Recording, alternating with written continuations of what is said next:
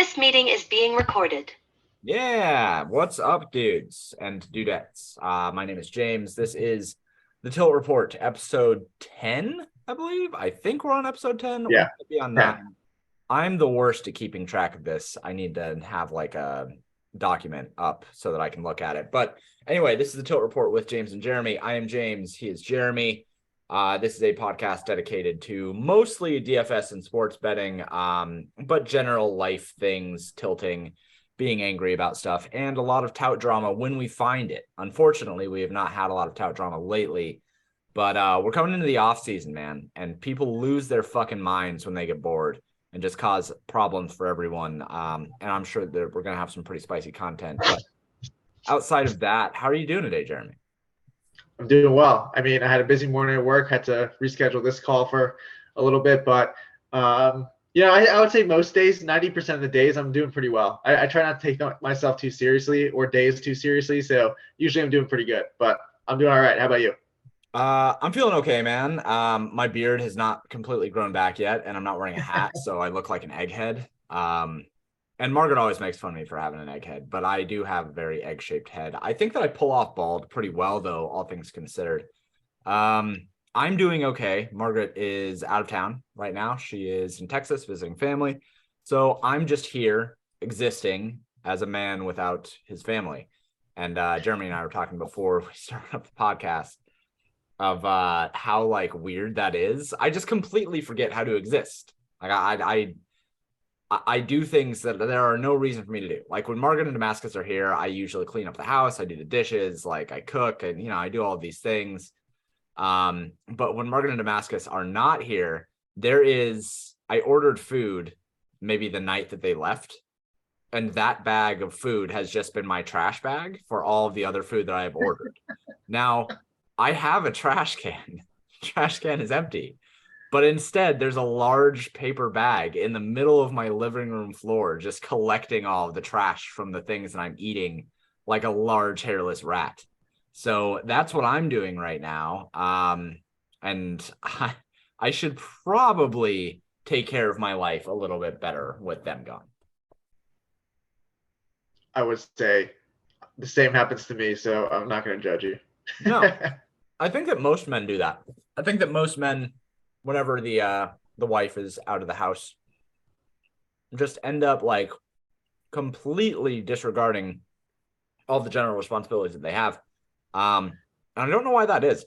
I wonder if women do kind of the same thing. Like, I think that Margaret, when I'm gone, pretty much just goes through like TikTok and Reels and just hangs out too. I think that it's just like I play video games and she goes through Reels, and like neither one of us feels any kind of guilt for doing it. Yeah, I would say my wife does the same. There are sometimes when I'll leave and she'll like clean the house and stuff and like do things like that. But then there are other times when she'll, just like watch Netflix or do whatever, or, something like that. So I think it's hit or miss for me. Does your wife watch Real Housewives? She used to, but not anymore. Not anymore. We've moved on to more of like the like Love is Blind, Selling Sunset, whatever, those. Dude, those Selling Sunset is the fucking best. It's pretty good. It's pretty I good. love Chriselle. She is just the best. I usually with these shows, I'll start off liking some people, and then by the end of it, I'll just hate everyone. So okay, yeah. So let's talk about Selling Sunset for a second here. Regular listeners, you're just gonna have to fucking deal with this because I love Selling Sunset. I think it's a great show. Christine Quinn is the fucking worst person on the planet. It pains me to watch her goddamn scenes. She's the worst. Chriselle is incredible. I'm interested to see how things go in the next season. But Margaret, because Christine's out, right? There's no way that Christine is coming back. Like Christine is, she's been completely ostracized, and she's just such a cunt on and off the show. Yeah, like I don't blame any of the girls for not wanting to deal with her. The problem with that is there has to be a villain. Like in all these shows, right? Like in Real Housewives, there's always a villain. And like the villain, it's not the same one. Like Real Housewives of Beverly Hills. Like it was Who the fuck was it? Lisa Vanderpump was like the villain for a little while, and then it Well, was. the first one was Kelsey Grammer's wife. Oh right? yeah. No, I loved her too. Yeah. And they did her so fucking dirty because Yeah, she was not that bad. No, she really wasn't that bad. Like she was just defending herself and holding people accountable, and all the other girls were just like, "You're the bitch." She's like, "No, I'm not." And then she gets divorced by Kelsey Grammer during the show. The first season was incredible. It was so good. If you guys don't watch, Camille was her name. Camille, right? Yes. If you guys don't watch Selling Sunset or fucking any of the Beverly Housewives shows or anything like that, you should. Just the first season, at least the first season, because first season is always so good. Yeah. But have you? I was leading up to. Have you watched Real Housewives of Salt Lake City? I have not. No, I have not. Okay, so you first off, you have to watch first season. Oh my god! And you will love Whitney Rose. If you like Chriselle, you'll love Whitney Rose. Whitney Rose is the show. I don't like Chriselle. So. Really? Well, fuck you, Jeremy. Chriselle she's the queen. I love her so much. Whitney Rose is fantastic as well. But you have to watch the first season so that you can develop a severe hatred for Jen Shah, which will then turn into you finding out that she is the worst fucking scum of the planet. Like because season 2 starts out with her getting indicted and getting arrested. That's fantastic. It is incredible television. Like that's reality TV at its finest right there. If you have time to watch this shit, if you just have time to completely burn calories in your brain, you should be watching these shows. They're so good. Yeah, my wife and I we're like TV during dinner people, so we'll usually like watch these it's like crap television during dinner essentially, and then not watch it the times when we want to be like productive or actually have like real entertainment value. Yeah, that's what we do. We pretty much only really watch TV when we sit down for lunch or dinner. Like we don't really have time to watch TV otherwise. But man, there's nothing better than fucking melting your brain watching some scripted television reality TV shows. There's nothing better. I absolutely love it. So any listeners who are interested in that stuff, which come on, you are, like, you have to go watch like one episode. Should absolutely go watch some Selling Sunset at the very least. It's on Netflix. It's terrific. You'll love Chriselle unless you have bad taste. Looking at the contests we got today, we have NBA 6-game slate at 6 p.m. 555 is 50K to first today, and it's 3 entry max. Which right? Is that right or no? I don't think it's 3 entry max. No, PGA is 3 entry max though. PGA has a 555 that's 3 entry max, which is really, really interesting. They never run stuff like that. And I'm interested in that. I don't know that I'll play it because I don't know how to project PGA this format, but we're going to talk about that here in a sec because I want Jeremy's thoughts on how that gets played out. But NBA, I mean, it looks like it's an okay slate. I think that we still have the Mavericks bullshit going on with Doncic and Kyrie Irving. Irving played last game. We don't know if Doncic will be back. I think he fully practiced, so he should be back. But it looks like a real good NBA slate, though, for sure. Yeah, it does look really good. The only thing that we have is Minnesota. We don't have Anthony Edwards. Jayshawn Tate is going to be out for Houston, but it does look like a pretty good NBA slate, all things considered. Yeah, it looks pretty good. What I would say too is, I'm not sure if you've noticed, but I feel like the NBA contests over the past week have been kind of like muted. I don't know why, but because I feel like people are still, the contests are still filling and whatnot. But, even over the weekend, the main GPP was 50K to first, which after football's over, they usually still run the 100K to first on Saturday and Sunday. So it's kind of strange. I don't know what's happening. Yeah, we're not seeing the mid-range contests either. Like they picked out the 121 and the 222, and now they have the 200 and the 100. 15 is back to 100K to first, but that's because it's after the weekend. But I agree that we've seen the contest kind of drop out a little bit because XFL has maintained their prize pools, and we have one as well. There are just more options. There's more saturation to the contest pool. So I do think that we are seeing that a little bit. Luckily for you and I, the contests that we like to play are still there. Like the 555 is still there if I want to play. The 88 is still there, 20K to first for you.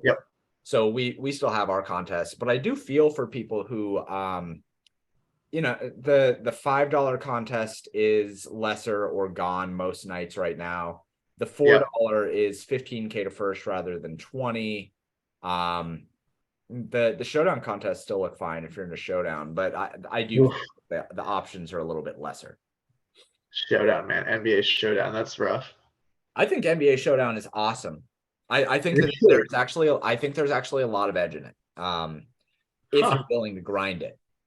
But you would have to I cannot imagine putting in the amount of volume that I would need to actually grind it. It would be so much. Oh God. Because I'm sure there's only like 2 or 3 captains that are even feasible in these games. But it's the bench players where you get different. Right. So often, and you have to have the right game. Like this Sacramento versus Utah, there's a 30K to first $15 for Showdown. Really?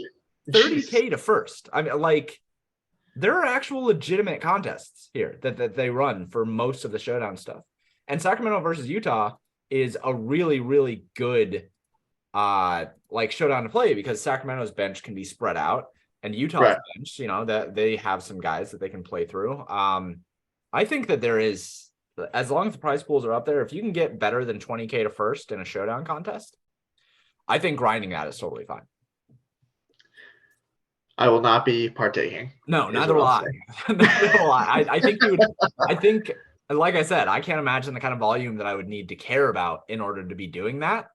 But if you were to only focus on Showdown instead of playing the main slates, which I think is totally feasible, if we're going to have 30K to first, I think it's totally fine to focus on Showdown rather than the main slates. I like Showdown for NFL more than I like the main slates. So I think it'd be fine if you wanted to only focus on that.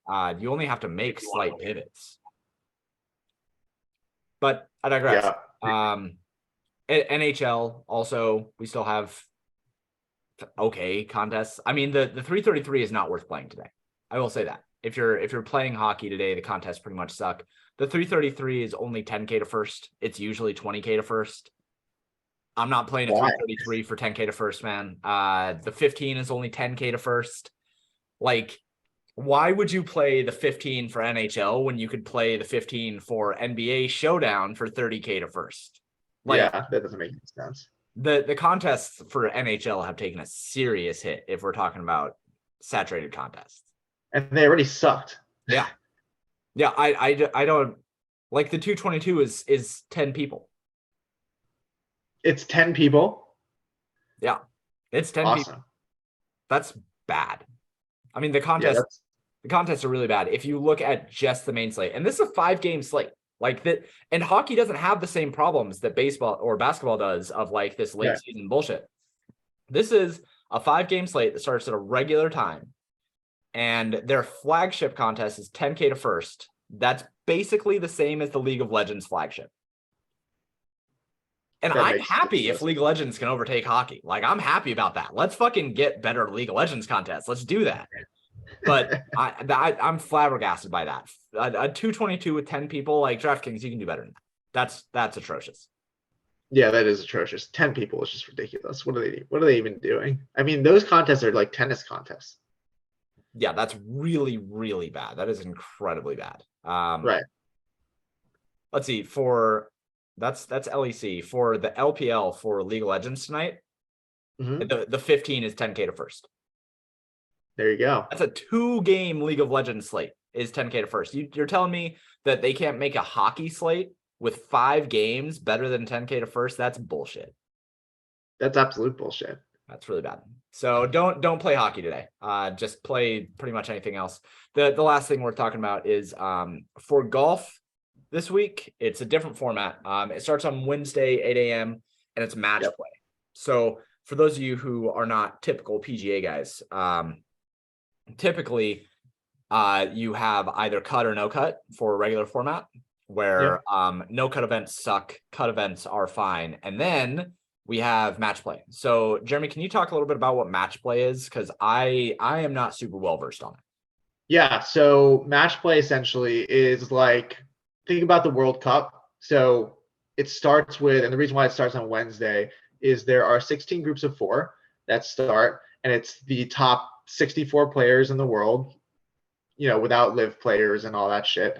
But top 64 players in the world grouped out by, they're all seeded 1 to 64 based on their official world golf ranking, grouped out in 16 groups. Wednesday, Thursday, Friday, they play round robin within their group. So same as World Cup. The winner, or essentially the person that goes 3-0 or 2-1 with the most points, blah, blah, blah, moves on to the single elimination round. So, and that's 16 people, essentially 16 golfers. And then it's single elimination from there. They'll play one match Saturday morning against whoever, advanced, and then another match on Saturday afternoon. So 2 matches on Saturday, and then on Sunday they'll play the semifinals and then the finals and the 3rd and 4th place match. So 2 matches on Sunday as well. So it's a little bit strange, but because instead of playing against every other golfer in the field and just trying to get the best score, you're matched up against one golfer in that particular matchup. You have to win that, whether it's round robin or not. You have to win that to move on. So it's a little bit different than the normal golf week. Some people like it, some people don't.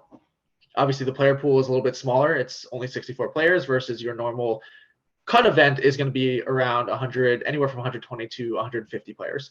So definitely less players to choose from.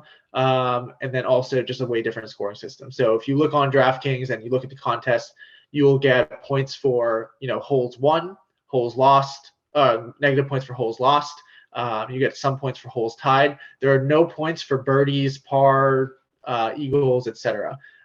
You'll get points for match won. You'll get points for holes not played. So, for example, a guy could blow out, like Scotty Scheffler could blow out, Lee Hodges or something, and they might finish the match on the 10th hole because he's up like 10-0. Let's say he's up 10-0. They're like, okay, Lee Hodges cannot win this anymore. He's done. Yeah. So you get points for holes not played as well if you are the winner of that match. So it's a little bit interesting. It's really hard to project because how can you project blowouts and things like that? It's tough.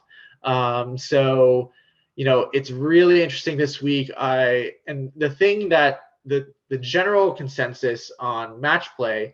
So if you think about the draw, a lot of people don't play the optimal, and you'll hear a lot of touts talk about this all week. Is last year about 30% of the lineups that were entered in the large field GPP did not have a lineup that could get 4 of 4 in the final 4 and 6 of it, or all 6 of your players into the Elite 8, for example. So that's historically been pretty true. I think the year before might have been like 35% of lineups didn't do it.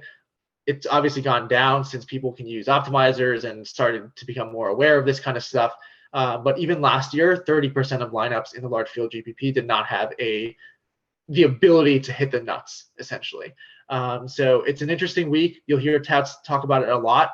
I'm interested to see how many people don't play an optimal lineup this week. I think it's still going to be pretty high, but not the edge that we've seen in the past. I think it'll still be 25% or more. Like I'm pretty confident on that. Yeah. And that just comes from for every single sport, there's about 15 to 25% of the pool that is just like, they're the people who we make money from, basically. Yeah. And that's just like, that's just the reality of the situation. I think especially with something like this, it's really, really difficult for layman's players to create a lineup that is actually going to have a chance to win. I think it is a very difficult thing for a lot of people to grasp, because you have to think through it. You can't just build a good lineup. You have to think through the different combinations and think through the different ways that the decision tree can go through. I think there's likely, this probably has more edge than any other PGA event. Would you agree?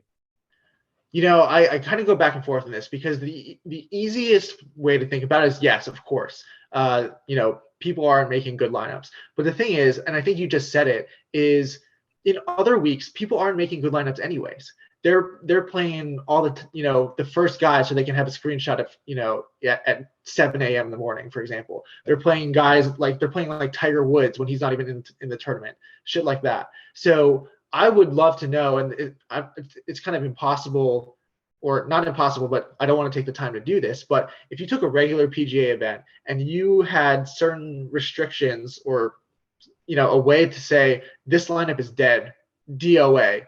Right. I would say it's probably a pretty high number. And the thing is, this week touts are going to talk about it so much that I think people are going to be more aware of it.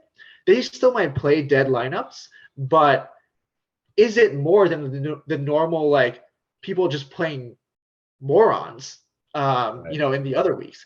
And so I don't actually know if it has more edge than other weeks. It's just more pronounced because, like, you can put a number to it, or you can be like, hey, yeah, you can't get 4 out of 4 Final Four guys. Your lineup is not optimal. But you can't really put a number or a saying to that in normal weeks, other than you played a guy that didn't play, or you played a guy that withdrew an hour before, something like that. But other than that, it's hard to really go down into the details and say that lineup is dead because they played 5-6K guys, or they used only $40,000 of their salary in a non-optimal way, right? You'd have to have a lot of time to go through all those lineups and make that presumption. So it's a little bit of a contrary, like that's the overall narrative of the week. I think there's an edge still, probably a little bit more than most weeks, but it kind of depends on how people react to people talking about it. So I don't know. I'm very interested to see how it shakes out. If it is more than 25%, then I would say, yeah, there's still an edge over most weeks, but there's still an edge most weeks in general. There's the general consensus of, there's the narrative out there of there's no edge in DFS, right, anymore, because everyone has projections and whatnot. That's not true. There is an edge in DFS. There's a reason why we play it, right? I don't know how much more of an edge we have this week than other weeks, actually. That's a fair way to think of it. You're right that there are a lot of people that are just straight up dead on arrival. Right.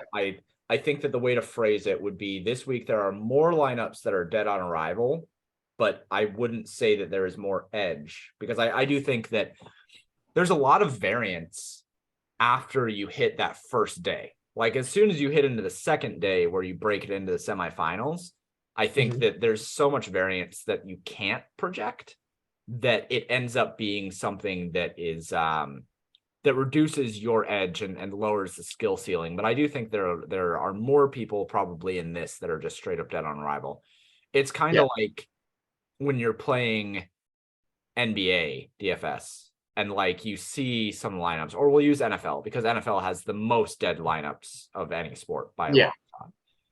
And you see like people stacking, or people like using Davis Mills as their QB and not stacking him, like playing him like naked. Yeah. Right. Like that lineup is just straight up dead. Yeah.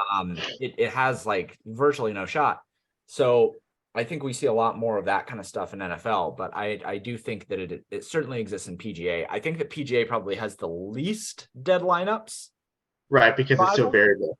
Right, because it is so variable, and anybody can win technically.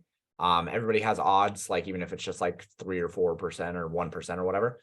But yeah, it's a very interesting format, and I think that if you are willing to look at the way that it's structured, I think that you should play it, because I think that you have the best chance in match play of having a lineup that's competitive and better than a significant portion of the field.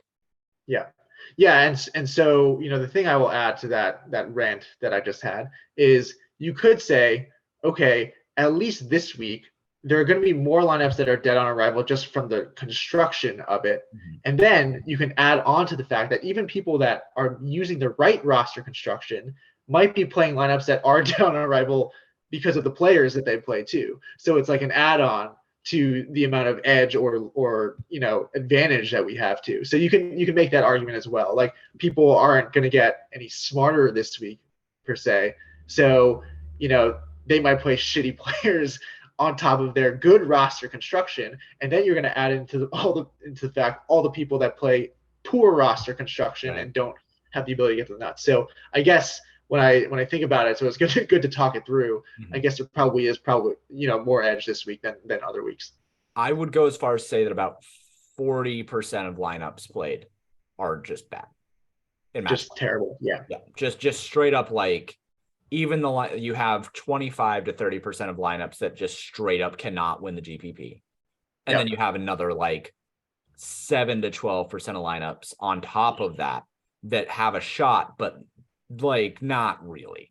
Yeah. So if you are going to play, there's a lot of really good content out there. I'm sure the ETR will have great content on this because they nailed the PGA product pretty well.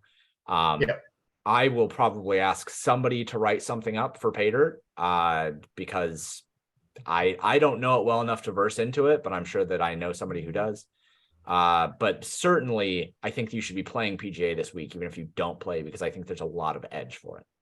Yeah. And you bring up the ETR product. So I'll stand us a little bit. So I normally write one article a week. I'm writing 2 articles a week because we will have projections for Corrales as well. That's actually a decent field and some pretty decent prize pools out there, actually.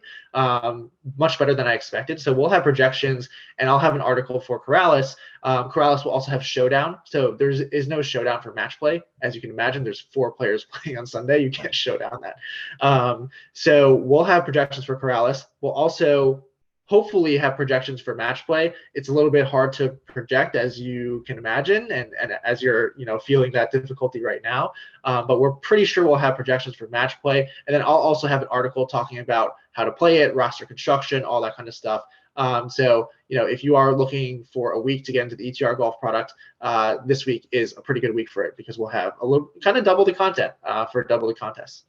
I will probably be running projections at Paydirt for Corrales, just because I think that I can, like, that one I can run. That one's not an issue. Yeah. Match play, certainly.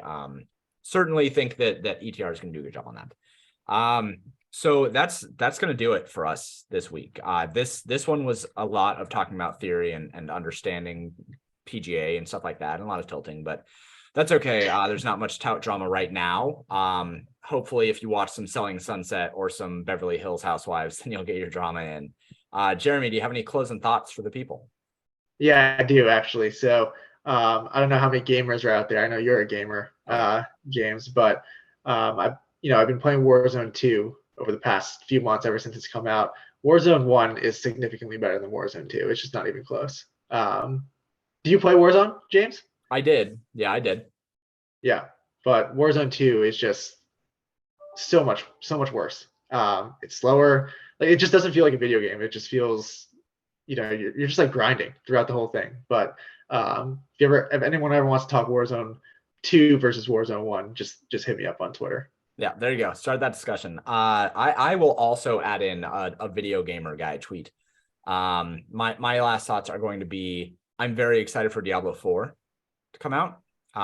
It's in open beta right now, and it looks incredible. If you have ever played the Diablo games, they're really, really good. Diablo 4 looks like it is kind of the best of all the worlds that we have seen for it so far. The beta play looks fantastic. It's one of those like grindy dungeon crawly games, but like it's so satisfying when you grind through and get like leveled up and you're just annihilating hordes of zombies. Like, it's so good. It's so fun to just sit back and mindlessly fucking play it. So if you're a gamer guy, there's some thoughts. Play some Warzone, talk some Warzone, and get ready for Diablo 4. Love it. This has been Tilt Report episode 10. Thank you guys for tuning in. I did not tweet out episode 9, but that's available as well. I'll make sure to tag that in the tweet because, like I said, when Margaret's not here, I fucking fall apart. But episode 9 is available as well, both on YouTube and Podbean. You can find this one on Podbean and YouTube as well. Thank you guys for tuning in. If you have not already checked out ETR and PaydirtDFS.com, then you should do both of those things getting ready for baseball as usual. So thank you guys for tuning in, and we will talk to you next time. Later.